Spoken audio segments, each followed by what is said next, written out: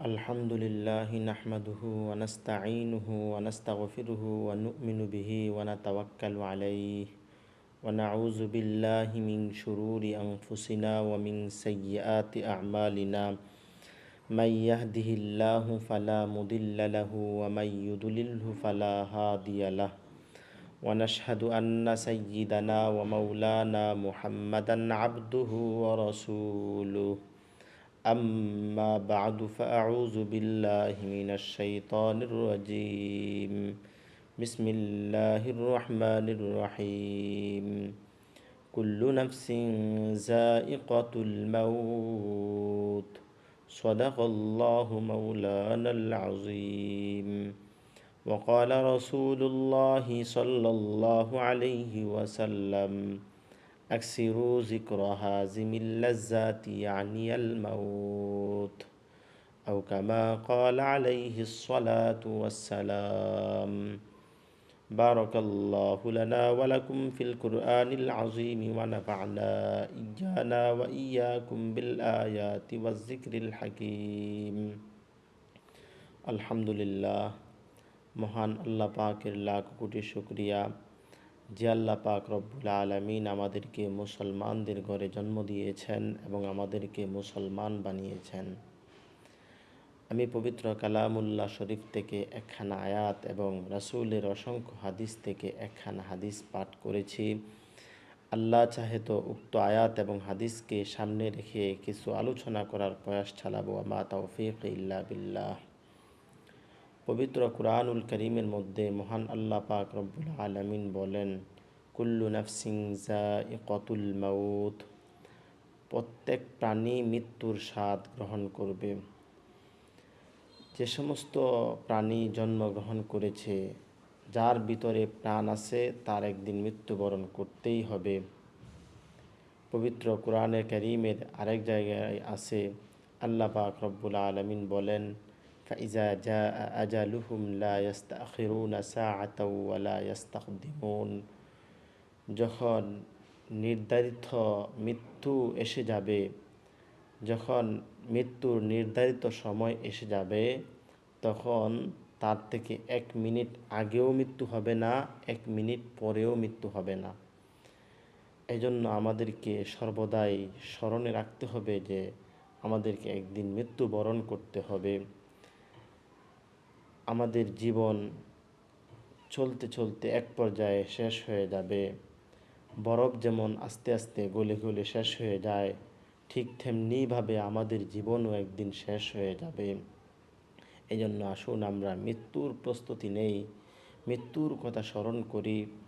কুরআনে কারীমের মধ্যে আল্লাহ পাক রব্বুল আলামিন বলেন, আইনামা তাকুনু ইউদরিকুমুল মাউত ওয়ালাউ কুনতুম ফি বুরুজিম মুশাইয়াদাহ, তোমরা যেখানেই থাকো না কেন মৃত্যু তোমাদেরকে পাকড়াও করবেই, যদিও তোমরা মজবুত প্রাচীরের মধ্যেও থাকো, যদিও তোমরা মজবুত প্রাচীরের মধ্যে ঘেরাও করেও থাকো, তাহলেও তোমাদেরকে মৃত্যু পাকড়াও করবেই।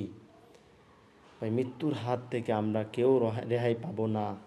এজন্য আসুন আমরা মৃত্যুর প্রস্তুতি নেই। সফল কাম তো তারাই যারা মৃত্যুর প্রস্তুতি নেয়, জ্ঞানী তো তারাই যারা মৃত্যুর প্রস্তুতি নেয়।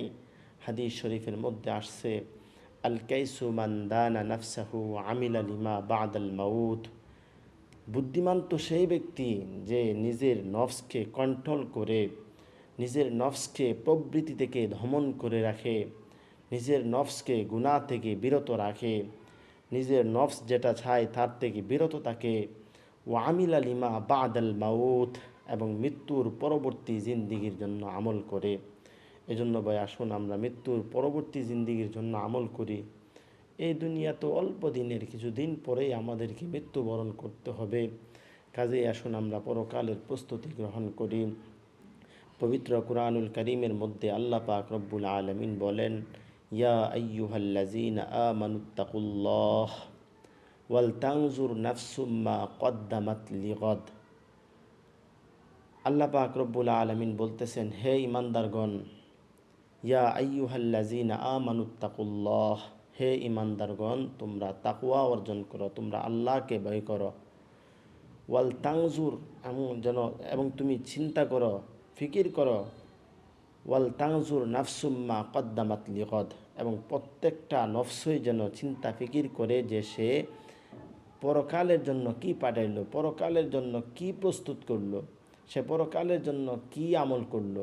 ইয়া আইয়ুহাল্লাযীনা আমানুত্তাকুল্লাহ, হে ইমানদারগণ তোমরা আল্লাহকে ভয় করো। ওয়াল তাংজুর নাফসুম্মা কদ্দামাত লিগদ, এবং প্রত্যেকটা নফসই যেন এই চিন্তা ফিকির করে যে সে আগামীকালকের জন্য কি পাঠাইলো। এজন্য ভাই আসুন আমরা পরকালের প্রস্তুতি নেই। এই দুনিয়া তো অল্প কিছু দিনের, এখানে কোনোভাবেই থাকলেই হইল। হাদিস শরীফের মধ্যে আসছে, কুন ফিদ দুনিয়া কাআন্নাকা গরীবুন আও আবিরু সাবিল, তুমি দুনিয়াতে এমনভাবে থাকো কেমন যেন তুমি একজন অপরিচিত ব্যক্তি অথবা রাস্তার পথিক। ভাই আমাদেরকে তো অল্প কয়েকদিনের দুনিয়া কোনোভাবে কাটিয়ে দিলেই চললো, অপরিচিত ব্যক্তির মতো, মুসাফির ব্যক্তির মতো কাটিয়ে দিতে পারলেই তো চলল। আমাদের আসল ঠিকানা তো হলো পরকাল। আসুন আমরা পরকালের প্রস্তুতি গ্রহণ করি, মৃত্যুর কথা বেশি বেশি স্মরণ করি। হাদিস শরীফের মধ্যে আসছে, আল্লাহ রসুল সাল্লাল্লাহু আলাইহি ওয়াসাল্লাম বলেন, আকসিরু যিকর হাজিমিল লাজ্জাত ইয়ানিয়াল মাউত, তোমরা স্বাদ বিনষ্টকারী জিনিসের কথা বেশি বেশি স্মরণ করো। স্বাদ বিনষ্টকারী জিনিস কি? স্বাদ বিনষ্টকারী জিনিস হলো মৃত্যু, অর্থাৎ তোমরা মৃত্যুর কথা বেশি বেশি স্মরণ করো। আল্লাহ পাক রব্বুল আলামিন আমাদেরকে মৃত্যুর কথা বেশি বেশি স্মরণ করার তৌফিক দান করুন এবং পরকালের প্রস্তুতি গ্রহণ করার তৌফিক দান করুন।